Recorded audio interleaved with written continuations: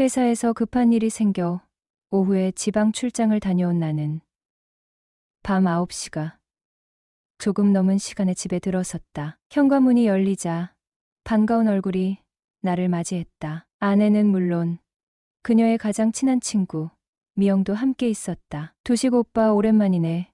오빠는 얼굴 많이 좋아지셨네. 미영이 밝은 목소리로 인사를 건넸다. 그래. 미영이가 이 시간에 웬일이야? 우리 얼굴 안 본지 한 달쯤 됐나? 오랜만이네. 나는 미소를 지으며 대답했다. 아내는 두 사람의 대화를 가로막으며 말했다. 여보, 둘이 지금 한가하게 인사나 나눌 때가 아니야. 그때 문득 느껴진 미영의 표정은 평소와 달라 보였다. 환하게 웃고 있었지만 그 눈빛 속에는 슬픔이 담겨 있었다. 거실에 앉아 치맥을 즐기던 중 미영이 옷이 불편하다며 아내의 하늘색 원피스를 입고 나왔다. 원래 미인인 그녀가 더욱 돋보이는 모습에 나는 잠시 넋을 잃었다. 여보, 미영이 당분간 우리 집에서 지내도 되지? 아내가 덧붙였다. 그럼 얼마든지 괜찮지. 나는 아무런 망설임 없이 답했다. 그렇게 시작된 미영의 동거는 2년간 지속되었다. 처음에는 불편할 것 같던 이 상황이 점점 익숙해졌다. 미영은 집안일을 도와주며 아내와도 가까워졌다. 저녁 식사를 함께하며 웃음소리가 끊이지 않았고 가끔은 세 사람의 대화 속에 묘한 긴장감이 흐르기도 했다. 시간이 흐르면서 미영은 우리 집의 일원이 되어갔다. 그녀의 존재는 단순한 친구에서 더 깊은 관계로 발전해갔고 아내는 그런 미영을 지지하고 응원하는 모습이었다. 아내는 그 과정을 즐기는 듯 보였다. 어느 날 나는 미영과 아내가 함께 나누는 깊은 대화를 엿들었다. 그 모습은 한 가족처럼 따뜻하고 서로를 아끼는 우정이 느껴졌다. 하지만 그 감정은 점차 나를 괴롭히기 시작했다. 두 사람의 사이가 깊어지는 것을 보며 나는 어떤 감정을 느껴야 할지 혼란스러웠다. 결국 나는 그들 사이에서 어떤 역할을 해야 할지 고민하게 되었다. 사랑과 우정, 그리고 함께하는 시간 속에서 세 사람의 관계는 새로운 국면을 맞이하게 된다. 과연 나는 이 복잡한 상황 속에서 어떤 선택을 해야 할까? 이 새로운 시작은 과연 행복으로 이어질 것인지 아니면 또 다른 갈등을 낳을 것인지 불확실한 미래가 내 앞에 놓여 있었다. 안녕하세요. 지금 나는 35세.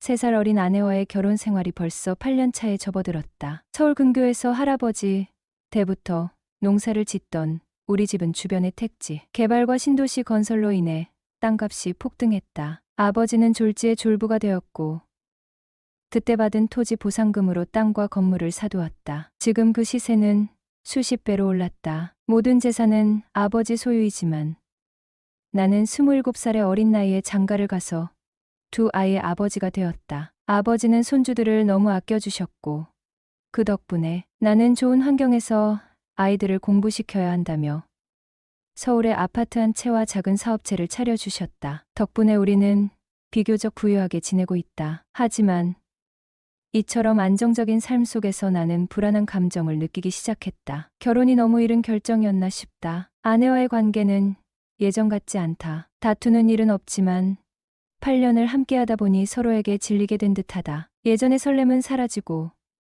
서로에게 바라는 것도 없는 의미 없는 일상이 반복될 뿐이다. 아내는 이제 나에게 단순히 두 아이의 엄마이자 집안일을 하는 여성으로만 여겨진다. 과거의 사랑이나 애정은 어디론가 사라져 버리고 의리와 정만으로 서로를 바라보고 있는 상태다. 그럼에도 불구하고 아내가 결혼 후 자기 관리를 게을리한 것은 아니다. 30대 초반인 아내는 여전히 매력적이고 종종 그녀의 미모에 감탄하는 소리도 듣는다. 그러나 나는 결혼 5년 차부터 점점 그녀에게서 눈을 돌리게 되었다. 아내 또한 나를 단순히 돈을 벌어다 주는 남편이자 두 아이의 아버지 정도로 여기는 듯하다. 우리 부부는 서로에게 큰 기대를 하지 않지만 불행하다고 생각하지도 않는다. 싸움 한 번 없이 화목한 가정을 유지하고 있는 것은 사실이다. 그러나 이 고요한 일상이 과연 행복을 의미하는 것인지 아니면 그저 편안함에 안주하고 있는 것인지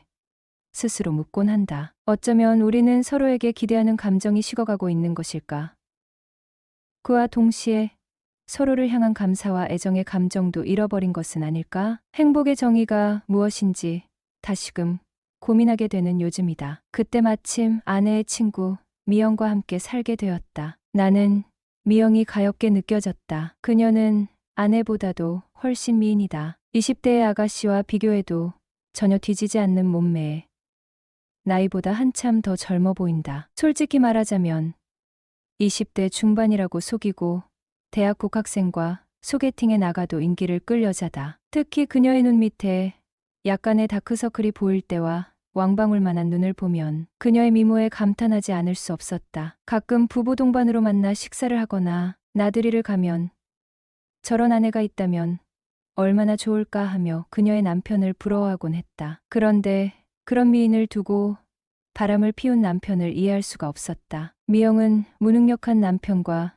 노후 준비가 전혀 되어 있지 않은 시부모님, 그리고 자식에게 의지하는 집안에서 힘든 시간을 보내고 있었다. 게다가 얼마 전 남편의 외도로 인해 집을 나왔다. 아내와 가까운 사이인 그녀는 친정 상황이 좋지 않아 의지할 곳이 마땅치 않았다. 그래서 며칠 동안 숙소에서 지내다가 아내와의 연락이 닿아 우리 집에서 함께 지내게 되었다. 문제는 그녀와 함께 지내다 보니 내 마음속에 묘한 감정이 생겨났다는 것이다. 젊은 시절 너무 이쁜 아가씨와 썸을 타던 그 긴장되는 순간처럼 미영과의 관계에서 가슴이 두근두근 해오기 시작했다. 아내와의 결혼 생활에서 더 이상 그런 느낌을 받을 수 없다고 생각했는데 미영과의 동거는 내 일상에 큰 자극이 되었다. 그렇게 가슴이 뛰고 설레는 기분은 오랜만이었다. 일상이 지루하게만 느껴졌던 내 삶에 다시금 젊은 시절의 감정을 불러일으키는 미영의 존재는 낯이 잃어버린 시절로의 회귀처럼 느껴졌다. 여보, 미영이가 우리 집에 빈대처럼 빌부터 지내는 게 미안하다고 하면서 일하러 다니고 싶어 해. 괜찮은 일자리 없을까?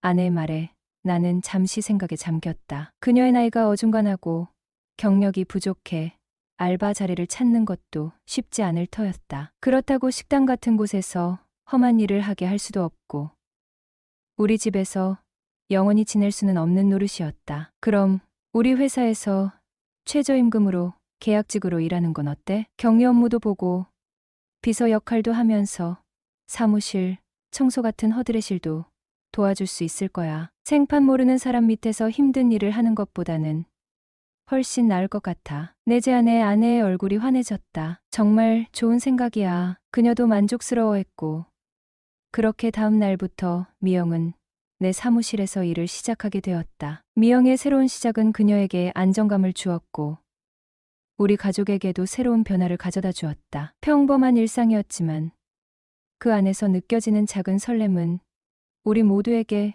새로운 희망이 되었다. 첫 출근하는 미영이는 기분이 들떠 있었다. 옷차림에도 꽤 신경을 쓴 듯했다. 167cm의 큰 키에 검정색 원피스는 매우 타이트해서 그녀의 관능적인 모습이 그대로 드러났다. 나는 자연스럽게 여보, 미영이 진짜 이쁘다. 아가씨 같아. 라고 말하게 되었다. 성숙한 여자의 모습이 이영희를 두고 하는 말 같았다. 사장님, 앞으로 잘 부탁드립니다. 시키는 일 열심히 하겠습니다. 미영은 다정한 목소리로 인사하며 회사에 들어섰고 이후 우리는 회사에서, 집에서, 심지어 내 차로 출퇴근까지 하루 종일 붙어 지내게 되었다. 함께하는 시간이 많아지면서 많은 대화도 오갔다. 회사 일적인 이야기뿐만 아니라 개인적인 이야기, 미영의 과거, 그리고 내 결혼 생활과 아내에 대한 이야기도 나누게 되었다. 나는 아내와의 결혼 생활에서 느끼는 권태를 솔직하게 이야기했고 미영은 오랜 친구답게 내 이야기를 잘 들어주었다. 그녀는 주변 지인들이 결혼 3년 차, 5년 차에 겪는 일이라며 남들 다 겪는 일이니 너무 의미 두고 요란스럽게 생각할 필요 없어 라고 조언해 주었다. 누구나 사랑니 나면 뽑지 않느냐? 뽑을 때는 엄청 아프지만 그 후에는 평생 나머지 이빨로 살아가지 라고 덧붙이며 부부라면 권태기는 누구나 한두 번씩 겪는 일이니 크게 의미 두지 말고 슬기롭게 넘기라고 했다. 하지만 자기 남편처럼 바람 피우지 말고 당분간은 생활의 활력을 다른 곳에서 찾아봐 라는 조언은 내 마음에 깊이 새겨졌다. 그 말에 따라 아내의 동의를 얻어 퇴근 후 일주일에 3번씩 미영과 함께 1시간 30분씩 볼링을 배우러 다니기 시작했다. 스텝을 배우고 마음에 쏙 드는 스타일로 마이볼도 맞추면서 공에 회전이 걸리는 재미는 쏠쏠했다. 가끔 스트라이크도 들어가니 배우는 재미가 커졌다. 거기다 회원들과 강습이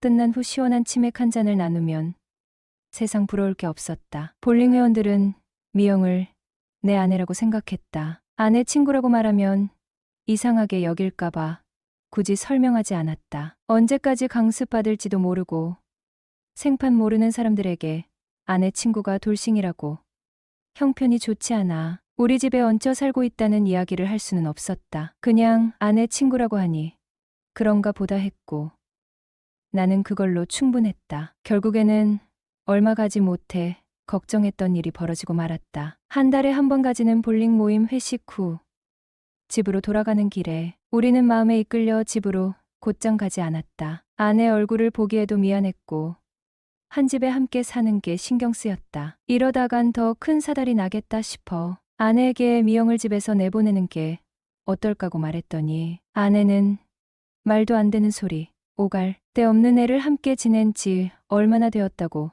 벌써 내보낼 생각이냐? 며 엄청 섭섭해했다. 미영은 점점 더 나에게 의지하고 바라는 것이 많아졌다. 처음에는 단순한 업무 보조로 시작했던 것이 시간이 지날수록 그녀의 의존도가 높아졌다. 내가 그녀의 이야기를 들어주고 문제를 함께 해결해 주다 보니 그녀는 나에게서 점점 더 많은 것을 기대하게 되었다. 이로 인해 내 마음속에서는 갈등이 커져갔다. 나는 그녀와의 관계를 끊어내야 한다는 생각이 점점 더 강해졌지만 그녀의 안타까운 상황을 생각하면 쉽게 결단을 내릴 수가 없었다. 미영은 여전히 과거의 상처에서 회복되지 못했고 집에서의 불안정한 생활은 그녀에게 깊은 그늘을 들이웠다. 그녀가 나에게 기대는 모습은 그럴수록 더 안타깝고 가슴 아프게 다가왔다. 하루가 멀다 하고 그녀는 나에게 의지하며 작은 부탁을 했다. 사장님, 저 오늘 좀 힘든데